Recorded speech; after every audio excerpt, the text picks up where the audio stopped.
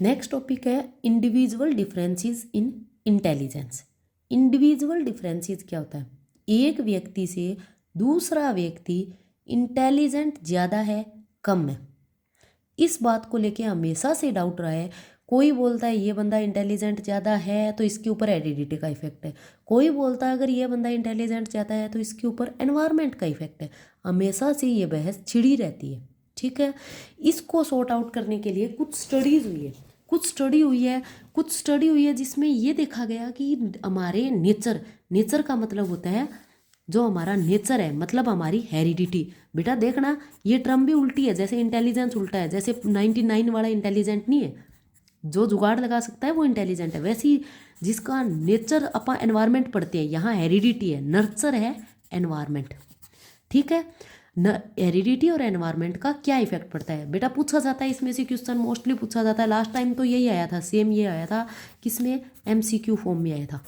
आपसे पूछा गया था, ये सबसे पहले स्टडी हुई किसके लिए, हेरिडिटरी के एविडेंस के लिए भी हेरिडिटी का हमारे ऊपर इफेक्ट पड़ता है या नहीं पड़ता। इसके लिए क्या किया गया, आइडेंटिकल ट्विंस लिए गए। आइडेंटिकल ट्विंस कौन से होते हैं, जो एक ही एग से बनी हो, ठीक है। आइडेंटिकल ट्विंस लिए गए, दोनों को साथ रखा गया।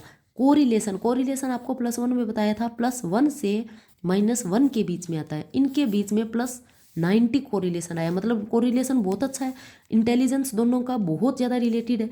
वही आइडेंटिकल ट्विंस लिए गए, उनको सेपरेट किया गया। सेपरेट मतलब एक नानी के घर है, एक दादी के घर है, ठीक है, दोनों को अलग अलग कर दिया गया। सपोज करो नानी किसी शहर में रहती है, दादी किसी गांव में रहती है, दोनों की परवरिश अलग होगी। देन इनका अगर इंटेलिजेंस देखा गया 0.72 आया। नेक्स्ट फैटर्नल ट्विंस लिए गए। फैटर्नल ट्विंस कौन से होते हैं, जो होते हैं तो जुड़वा ही हैं लेकिन दो अलग अलग एग से बने हो, अलग अलग स्पर्म से बने हो, ठीक है, होते जुड़वा है। ये जरूरी है कि दोनों अगर लड़कियां हैं तो लड़कियां ही होगी, दोनों अगर लड़के हैं तो लड़के होंगे, इसमें ऐसा जरूरी नहीं है। ये दोनों क्या है, एक साथ रखा गया, इनमें कोरिलेशन आया 0.60। फिर भाई बहन को लिया गया, सपोज करो भाई 2 साल बड़ा है या बहन 4 साल बड़ी है, ठीक है, उनको एक साथ रखा गया, कोरिलेशन आया 0.50। ब्रदर सिस्टर को अलग अलग रखा गया 0.25। बेटा ये डाटा, ये टेबल जरूर याद कर लेना, लास्ट टाइम भी पूछी गई थी, और डायरेक्ट आपको हेरिडिटी का एविडेंस या नेचर और नर्चर का क्या रोल है पूछ सकते हैं, उसमें ये स्टडी लिखना मोस्ट इंपॉर्टेंट है। एक अनदर स्टडी हुई जिसके अंदर अडप्टिव चिल्ड्रन पर की गई, कि जब अडप्ट किया जाता है ना किसी बच्चे को, तो अडप्टिव पेरेंट्स के बजाय जो स्टार्टिंग की एज है 2-3 साल तक, बच्चे का IQ है ना वो अपने मतलब जो बायोलॉजिकल पेरेंट्स है ना उनसे मेल खाता है। फिर एनवायरनमेंट का क्या रोल है, फिर तो हेरिडिटी का रोल है, एनवायरनमेंट का रोल कैसे पढ़ेंगे। एनवायरनमेंट के रोल के लिए भी एक स्टडी हुई जिसमें क्या देखा कि जो अडप्टिव पेरेंट्स है, जो अडप्टिव चाइल्ड है, किसी बच्चे को एक नॉर्मल सी सोसाइटी का बच्चा है जिसका IQ 100 है, सपोज करो, उस बच्चे को किसी हायर सोसाइटी ने, हायर लेवल की सोसाइटी ने क्या कर लिया, गोद ले लिया। वहाँ पर उसकी स्टडी कैसी हुई है, लोगों के साथ उठना बैठना कैसा है, लोगों के साथ वो कैसे रहता है, उसका उसके इंटेलिजेंस पर बहुत ज़्यादा इफेक्ट पड़ा, और उसका IQ लेवल 100 से 110+ चला गया। वहीं अगर सेम स्टडी हुई कि अडप्ट किसके द्वारा किया गया, लोअर सोसाइटी के द्वारा किसी बच्चे को अडप्ट कर लिया गया जिसका IQ स्टार्टिंग में 110 था, उसका 100 पे चला जाएगा बेटा, ठीक है। ये क्या शो करता है, ये दोनों स्टडी क्या शो करती है, एक अडप्ट वाली और एक जो आपको आइडेंटिकल ट्विंस वाली, दोनों स्टडी क्या शो करती है, ये शो करती है कि हमारे इंटेलिजेंस पर सिर्फ नेचर का इफेक्ट नहीं पड़ता, हमारे इंटेलिजेंस पर नेचर के साथ साथ नर्चर का भी इफेक्ट पड़ता है। बेटा सिंपल सी बात बोली गई है कि इंटेलिजेंस पर नेचर का इफेक्ट पड़ता है या नर्चर का इफेक्ट पड़ता है, ठीक है। नेचर का मतलब होता है एनवायरनमेंट और नर्चर का मतलब होता है हमारे जो हेरिडिटिकल गुण हैं वो सारी चीज़ें, ठीक है। नेक्स्ट आप पढ़ते हैं असेसमेंट ऑफ साइकोलॉजिकल एट्रीब्यूट या साइकोलॉजिकल एट्रीब्यूट में जो अपन ने इंटेलिजेंस पढ़ा है, इंटेलिजेंस की असेसमेंट के बारे में अपन नेक्स्ट टॉपिक में स्टडी करते हैं। असेसमेंट ऑफ इंटेलिजेंस, सबसे पहले असेसमेंट मेथड इंटेलिजेंस का किसने दिया, जिसने सबसे पहले थ्योरी दी, बिनेट, एल्फ्रेड बिनेट, और इनके साथ एक बंदा था साइमन, फ्रांस के थे। फ्रांस की गवर्नमेंट ने क्या किया था, उनको क्या चाहिए था, फ्रांस की गवर्नमेंट को चाहिए था कि एक स्कूल है उसमें बच्चे हैं, उनका IQ लेवल चेक करना है, दैट्स वाई उनको एक टेस्ट चाहिए था, ठीक है। बिन्नेट और साइमन को ये काम सौंपा गया कि तुम एक ऐसा टेस्ट बनाओगे जिससे हम बच्चों के आईक्यू लेवल का पता लगा सके। ठीक है। बिन्नेट और साइमन ने पहला टेस्ट बनाया, 1905 में तैयार किया टेस्ट। ठीक है। जिसके अंदर 30 आइटम थे जिससे बच्चों का आईक्यू लेवल चेक हुआ। वो टेस्ट कुछ हद तक कामयाब था, कुछ हद तक वो फेमस हो गया। दैट्स वाई उन्होंने उसके अंदर जो कमियां थी उनको दूर किया। उन्होंने एक मेंटल एज नाम का कंसेप्ट भी लेके आए। वो मेंटल एज क्या होता है बेटा? मेंटल एज क्या होता है? मेंटल एज होता है आपकी जो बुद्धि की आयु है। एक तरीके से हम नहीं बोलते कई बार कि तेरी उम्र तो देखियो 18 साल का, 10 साल के बच्चे की तरह बिहेव कर रहा है, देखिए 2 साल की बच्चे की तरह, तेरी बुद्धि कहाँ गई, ये 2 साल के बच्चे की तरह सोचता है। ये होती है मेंटल एज। ठीक है। क्रॉनिकल एज क्या होती है? क्रॉनिकल एज होती है जो आपकी एक्चुअल में एज है। ठीक है। अगर आपकी एज 18 साल है, वो 18 साल आपकी क्रॉनिकल एज है। अगर 15 साल की एज में बच्चा 20 साल के अकॉर्डिंग बिहेव कर रहा है, बिहेव करने का मतलब है 20 साल के अकॉर्डिंग सोच रहा है, इंटेलिजेंस लेवल उसका 20 साल के इक्वल है, तो वो उसकी मेंटल एज है। ठीक है। फॉर एग्जाम्पल है जो जादू मूवी है, उसमें जो हीरो है ऋतिक रोशन है, उसका एज तो 20-22 साल है, लेकिन वो बिहेव 6th क्लास में उसको पढ़ाया जा रहा है, 6th क्लास के बच्चे के अकॉर्डिंग बिहेव कर रहा है। जो 6th क्लास में पढ़ाया जा रहा है बच्चे के अकॉर्डिंग बिहेव कर रहा है, वो उसकी मेंटल एज है। क्रॉनिकल एज क्या उसकी? जो 22 साल है, एक्चुअल एज है। सेकंड टेस्ट दिया गया 1905 में, उस स्केल को इसी को रिवाइज किया गया, 30 से 58 आइटम आ गए। ठीक है। मेंटल एज और क्रॉनिकल एज का कंसेप्ट दिया गया। मेंटल एज का कंसेप्ट किसने दिया? बिनेट साइमन ने। सबसे पहला टेस्ट किसने दिया? बिनेट साइमन ने। 1908 में मेंटल एज का कंसेप्ट दिया, 1905 में टेस्ट दिया। नेक्स्ट आया विलियम स्टर्न। बेटा तीनों में से इसमें से एमसीक्यू बनते हैं। पहला टेस्ट किसने दिया? मेंटल एज का कंसेप्ट किसने दिया? तीसरा बनता है William Stern. Mental age by chronological age into 100। इसमें से आपको पहला एमसीक्यू बनता है कि ये फॉर्मूला कब दिया गया? 1912 में। दूसरा बनता है किसने दिया? विलियम स्टर्न ने। तीसरा बनता है फॉर्मूला क्या है? आपको ऑप्शन में मिलेगा mental age by chronological age into 100, chronological age by mental age into 100, mental age by 100 into chronological age. बताइए सही ऑप्शन क्या है? ठीक है। Mental age by chronological age into 100, ये आपको एक फॉर्मूला दिया गया है। कई बार इसमें से एक क्वेश्चन मोस्टली पूछा जाता है, चाहे ये पूछ ले चाहे आपसे ये पूछ लिया जाए कि एक बच्चा उसकी क्रॉनिकल एज 10 साल है, मेंटल एज 12 साल है, उसका आईक्यू क्या होगा? मेंटल एज कितनी है? 12, बाय क्रॉनिकल एज कितनी है? 10, इंटू 100 करो। 120 कहाँ लाई करता है? 120 कहाँ लाई कर रहा है? 120 हाई एवरेज भी है, तो इसका आईक्यू लेवल हाई एवरेज है। हमेशा ध्यान रखना, अगर मेंटल एज क्रॉनिकल एज है तो एवरेज आईक्यू आएगा। मेंटल एज क्रॉनिकल एज से बड़ी है तो 100 प्लस जाएगा, मेंटल एज क्रॉनिकल एज से छोटी है तो 100 से कम जाएगा, वो इंटेलेक्चुअल डेफिशिएंट होगा। ठीक है।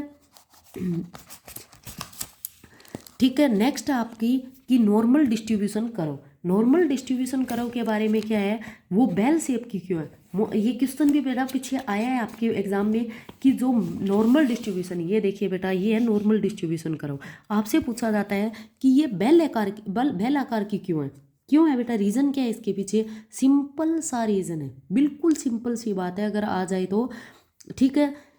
रीज़न क्या है? 2% पॉपुलेशन ऐसी है जो कितनी है? बिलो एवरेज है, मतलब 90 से कम है। 2% पॉपुलेशन ऐसी है जो 120 प्लस पे आती है। बात आ रही है समझ में? दैट्स वाई, और जो बाकी पॉपुलेशन बचगी वो एवरेज पे आती है। सबसे ज़्यादा 50% पॉपुलेशन एवरेज पे आती है, 2% गिफ्टेड है, 2% बिल्कुल बिलो एवरेज है। दैट्स वाई जो ये नॉर्मल डिस्ट्रीब्यूशन जो भी हमारे अंदर सैंपल है या जो भी जनरेशन है उसका नॉर्मली रूप से डिस्ट्रीब्यूट किया गया है। बेटा ये टेबल ज़रूर ध्यान कर लेना, जिसमें 2.2% पॉपुलेशन है जिसका आईक्यू लेवल 130 है, जिसको वेरी सुपीरियर की कैटेगरी में रखते हैं। 100 में से 2 लोग ऐसे हैं, 100 में से 6 लोग ऐसे हैं जो सुपीरियर है। हमारे आसपास जो लोग देखते हैं उनमें से अगर रैंडमली सैंपल उठाए 100 में से 6 लोग सुपीरियर है जिसका आईक्यू लेवल 120 से 30 के बीच में है। 100 में से 16 लोग हाई एवरेज है जिसका आईक्यू लेवल 100 से 119 के बीच में है। 50 लोग एवरेज है जिसका 90 से 109 के बीच में है। 16 लोग लो एवरेज है जिसका 80 से 89 के बीच में है। 6 लोग बॉर्डर लाइन है 70 से 79 के बीच में। बॉर्डर लाइन वाला मोस्टली पूछा जाता है बेटा, ध्यान कर लेना। इंटेलेक्चुअल डिसेबल्ड है वो 2.2 लोग हैं, मतलब 2 लोग ऐसे हैं 100 में से जो इंटेलेक्चुअल रूप से क्या है, डिसेबल्ड है। बेटा जो चीज़ें तुम्हें बताई जा रही है ना, क्या आप ध्यान कर लेना, इंपॉर्टेंट है, उस चीज़ पे बेटा ध्यान कर लेना, ठीक है। नेक्स्ट है आपका इंटेलेक्चुअल डेफिशिएंसी। इंटेलेक्चुअल डेफिशिएंसी क्या होता है, आपका आईक्यू लेवल। जब आपका आईक्यू लेवल 70 वाला तो बॉर्डर लाइन था, 70 से 80 वाला, 70 से भी कम आईक्यू लेवल होगा, उसको बोलते हैं आप इंटेलेक्चुअल डेफिशिएंसी। इंटेलेक्चुअल डेफिशिएंसी की AAMD ने एक डेफिनेशन दी है, जिसको the American association on mental deficiency बोला जाता है। कई बार ये 1-2 बार ये पूछा भी गया आपके एग्जाम में, पास्ट ईयर के एग्जाम उठा के देखोगे पूछा गया ये क्वेश्चन। इसने क्या बोला है, अगर आपको डेफिनेशन प्रॉपर याद नहीं होती बुक में से, इतना ज़रूर ध्यान होना चाहिए। इसने 3 बातें बोली, कौन कौन सी, इंटेलेक्चुअल डिसेबल्ड डेफिशिएंसी किस में होगी, या इंटेलेक्चुअल डिसेबल्ड बंदा कौन होगा। इंटेलेक्चुअल डेफिशिएंसी किस में होगी, जिसका आईक्यू लेवल कितना है, 70 से कम है। सेकंड चीज़, जो एनवायरनमेंट को अडप्ट नहीं कर पा रहा है। थर्ड चीज़, ये चीज़ 18 साल से पहले क्या करती है, ऑब्जर्व कर ली है। सीधी सी बात है, आईक्यू 70 से कम है, 18 साल से पहले देख ली गई है, और एनवायरनमेंट को जो अडप्ट नहीं कर पा रहा है, अडप्ट ना करने का मतलब नए स्कूल में डाल दिया वो अडप्ट नहीं कर पा रहा, नई जगह लेके वो अडप्ट नहीं कर पा रहा, अगर उसे मैरिज वगैरह में लेके वो अडप्ट नहीं कर पा रहा। इसको फर्दर 4 कैटेगरी में डिवाइड किया गया है, किसको, इंटेलेक्चुअल डेफिशिएंसी को। सबसे पहले है माइल्ड वाला कैसा है, जिसका आईक्यू लेवल 55 से 70 के बीच में है। अगर टफ लगे तो 70 से 55 कर लेना, ठीक है। 70 से लेके 55 के बीच में जिसका आईक्यू है वो माइल्ड पे आएगा। माइल्ड है ना, जो देखो बेटा माइल्ड है ना, उसमें और हमारे अंदर ज़्यादा फर्क नहीं होता, वो हमसे थोड़ा सा स्लो होता है, वो अपने डेली फंक्शन कर सकता है, वो जॉब भी कर सकता है, फैमिली भी रख सकता है, लेकिन उसको थोड़ी बहुत ट्रेनिंग की ज़रूरत होती है, थोड़ी बहुत उसको हमारे जितना वो फास्ट नहीं होता, वो थोड़ा स्लो होता है, ठीक है। मॉडरेट है वो कितना आएगा, सॉरी बेटा ये मॉडरेट है वो आएगा 35, 42, 50 to 55, ठीक है। 35 से 40, 35 से लेके 55 के बीच में अप्रोक्स ये लगा के चलो। इसके अंदर जो लैंग्वेज और मोटर स्किल है वो कम होगी, ठीक है। लैग बिहाइंड मतलब हमारे से थोड़ी सी कम नहीं, बहुत कम होगी उनके अंदर लैंग्वेज और मोटर स्किल। उसको मॉडरेट डिग्री की क्या चाहिए, मॉडरेट डिग्री का सुपरविजन चाहिए, किसके लिए, हर रोज़ के टास्क के लिए उसे ट्रेनिंग चाहिए प्रॉपर, ठीक है, कैसी, मॉडरेट लेवल की। नेक्स्ट है सीवियर 20 से 40 के बीच में, 20 से 25 टू 35 से 40 के बीच में, और परफाउंड 20 से 25 से भी कम जो ठीक है। जो सीवियर और परफाउंड है ना, ये बंदे कोई भी काम नहीं कर सकते अपना, इनको प्रॉपर सुपरविजन की ज़रूरत है, प्रॉपर ट्रेनिंग की ज़रूरत है। पुराने टाइम में जो मॉडरेट, सीवियर और परफाउंड टाइप के जो इंटेलेक्चुअल डिसेबल्ड बंदे थे ना, उनको बांध के रखते थे घर में। आपको 1-2 अगर आपने कभी कोई एग्जाम्पल देखा है तो 1-2 ध्यान भी आ जाएंगे कि घर में रस्सियों से बांध के रखते थे। उनको आइडिया ही नहीं है कि वो खा रहे हैं, कब खा रहे हैं, कितना पी रहे हैं, क्या कर रहे हैं, वो सारी चीज़ें, सीवियर कोई आ गया उसको मार रहे हैं, क्या कर रहे हैं, उनको कोई आइडिया नहीं है। उनको स्पेशल नर्स की, सुपरविजन की स्पेशल ज़रूरत है हर एक चीज़ के लिए, डेली एक्टिविटी के लिए वो दूसरों पे डिपेंड है। Okay, got it. नेक्स्ट है गिफ्टेडनेस, इंटेलेक्चुअल गिफ्टेडनेस क्या होता है, वो तो लो लेवल की इंटेलिजेंस थी, ये वो तो 70 से कम थी, 90 से 110 के बीच में एवरेज है। अब आप पढ़ते हैं हाई लेवल की, हाई इंटेलेक्चुअल गिफ्टेडनेस मतलब 130 to 140 प्लस, ठीक है। इसके अंदर क्या होगा, इंटेलेक्चुअल गिफ्टेडनेस किसको बोलेंगे, जो हायर परफॉर्मेंस करेगा, आउटस्टैंडिंग पोटेंशियल है उसके अंदर, बहुत ज़्यादा पोटेंशियल है, दैट्स वाई वो परफॉर्मेंस क्या करेगा, हाई लेवल करेगा। बेटा मोस्ट इम्पॉर्टेंट ज़रूर ध्यान कर लेना, टर्मन ने एक स्टडी की है 1925 में, उसने स्टडी में क्या देखा, 1500 बच्चे लिए, 1500 बच्चे कैसे लिए, जिनका आईक्यू लेवल 130 प्लस था, ठीक है। और उनको क्या किया, उनके ऊपर किससे रिलेटेड स्टडी की कि वो कितने ऑक्यूपेशनल लेवल पर सक्सेस होती है और लाइफ के एडजस्टमेंट कितनी कर पाती है, इससे रिलेटेड एक स्टडी की थी, ठीक है। किसने की, टर्मन ने की। सिंपल सी स्टडी है बेटा, 1500 बच्चे लिए कि कौन से बच्चे, जिनका आईक्यू लेवल 130 प्लस आ रहा था और उनकी ऑक्यूपेशनल सक्सेस और लाइफ के ऊपर लाइफ के अंदर वो कितना एडजस्ट कर पा रहे हैं उसके ऊपर एक स्टडी कंडक्ट की, दैट्स इट, इतना ही है, इससे ज़्यादा कुछ नहीं है। नेक्स्ट है आपका गिफ्टेडनेस और टैलेंटेड, ये दोनों वर्ड एक साथ यूज करते हैं अपन। जो टैलेंटेड है ये तो गिफ्टेड है, ये टैलेंटेड है, दोनों एक जैसे हैं? दोनों एक जैसे नहीं है बेटा, दोनों में डिफरेंस है।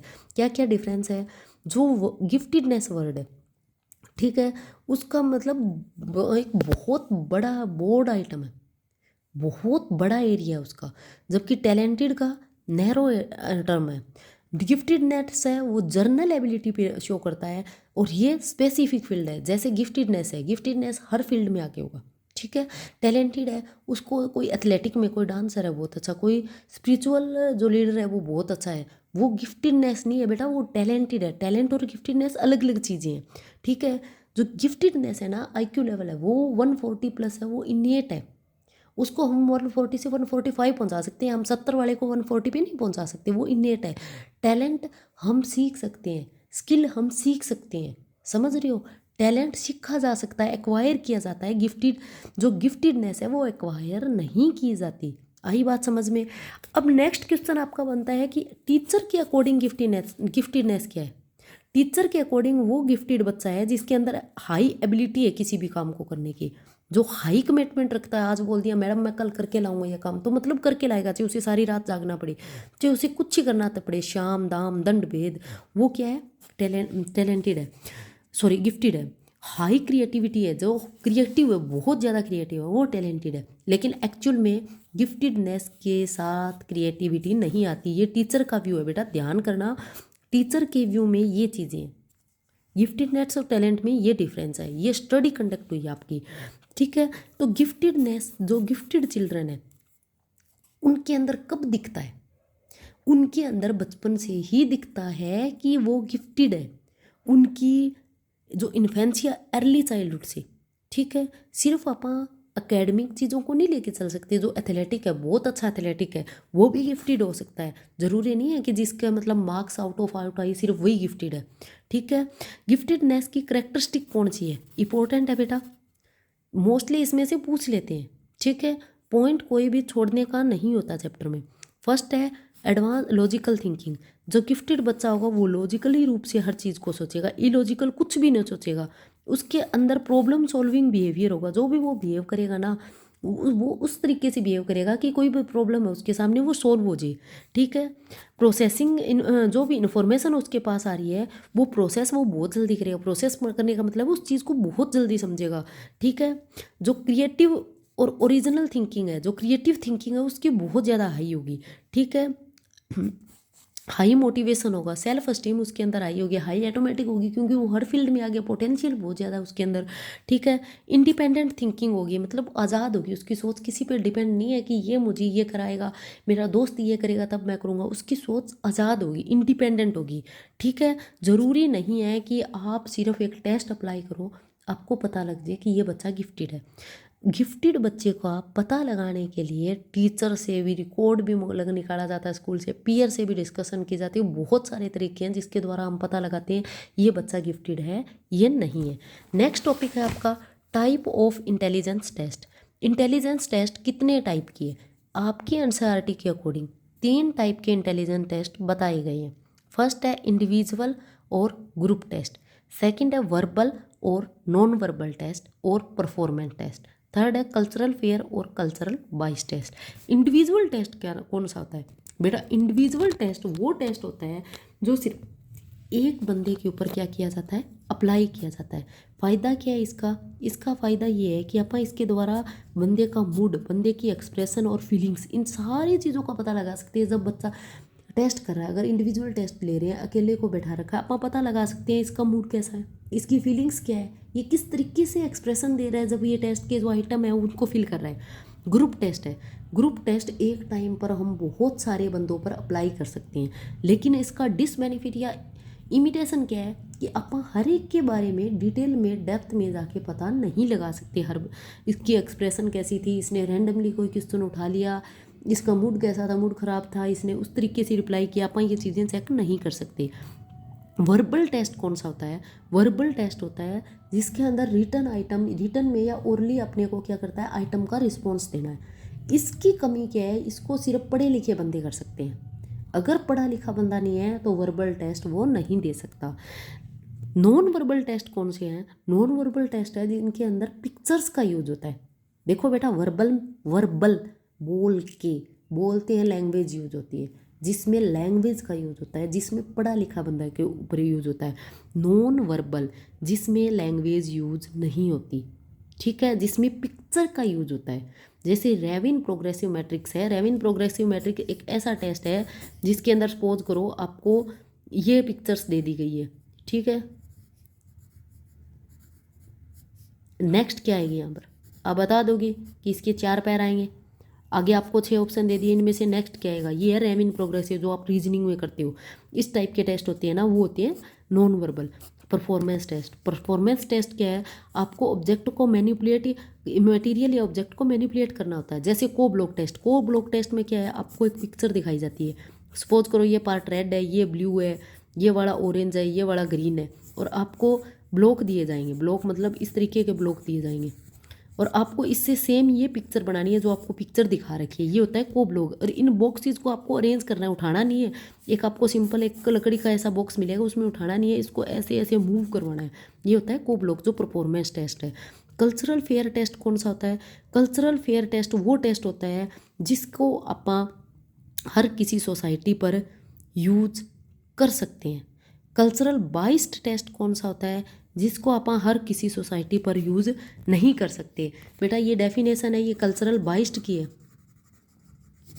हम इसको जैसे अमेरिका के लिए कोई, अमेरिका के लोगों के लिए कोई टेस्ट बनाया, उनकी लैंग्वेज में, उनके कल्चर के अकॉर्डिंग बनाया, हम उसको एशिया में या अफ्रीका में यूज़ नहीं कर सकते। अगर करेंगे तो रिजल्ट वेरी हो जाएगा। कल्चरल फेयर जैसे रेविन प्रोग्रेसिव है, हम हर कहीं यूज़ कर सकते हैं उसको। वो कल्चरल फेयर है जिसमें कल्चर का कोई इफेक्ट ना पड़े, जिसमें कल्चर से रिलेटेड क्वेश्चन ही ना हो। हमारे शादी की बात आए और हिंदू धर्म में है, मुस्लिम धर्म में है, या फिर अमेरिका में है, अगर शादी का ही टॉपिक उठाते हो ना, तो भी वहाँ बहुत ज़्यादा डिफरेंशिएट होती है। अगर उनका टेस्ट आप अपने ऊपर अप्लाई करते हैं, रिजल्ट वेरी करेंगे।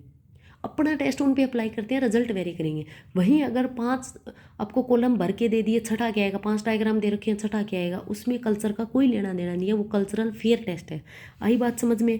मिस यूज़ क्या क्या होता है? मिस यूज़, तो आपने इंटेलिजेंस टेस्ट करवा लिया, सपोज करो इनमें से कोई भी इंटेलिजेंस, इंडिविजुअल ग्रुप वाला करवा लिया, वर्बल नॉन वर्बल, किसी टाइप का इंटेलिजेंस टेस्ट करवा लिया। इसका मिस यूज़ क्या क्या हो सकता है? सबसे पहले स्टिग्मा सेट हो जाएगा। अगर किसी बच्चे का IQ लेवल, उसका मूड अच्छा नहीं है, आज किसी भी रीज़न से 70 आ गया, तो ये बिलो एवरेज है, तो हम उसको स्टिग्मा लग जाएगा सोसाइटी में कि ये बच्चा बिलो एवरेज है। इसके साथ पेरेंट्स, टीचर सारे डिस्क्रिमिनेशन करने लग जाएंगे। पेरेंट्स भी ये सोचेंगे इसके ऊपर क्यों इन्वेस्ट किया, ये तो बिलो एवरेज है, हमारे इस बच्चे पे इन्वेस्ट करते हैं। टीचर को भी ये लगेगा कि इससे तो रिजल्ट आना ही, ये बिलो एवरेज है, हर जगह उसको डिस्क्रिमिनेट करना स्टार्ट कर देंगे, ठीक है। और जितने भी टेस्ट बने हैं ना बेटा आज तक, मिडिल क्लास और हायर फैमिली के अकॉर्डिंग बने हैं। लोअर क्लास के लिए कोई टेस्ट स्पेशली नहीं बना है। अगर मिडिल क्लास और हायर फैमिली वाला टेस्ट अपन लोअर क्लास के ऊपर क्या करते हैं, अप्लाई करते हैं, उस बच्चे पे अप्लाई करते हैं, तो रिजल्ट वेरी हो जाएंगे, ठीक है। ये भी उसका मिसयूज है।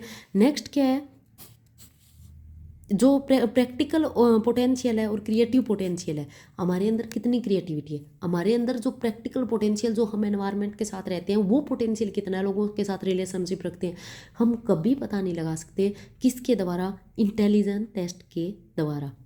थैंक यू बेटा, समझ आया तो धन्यवाद।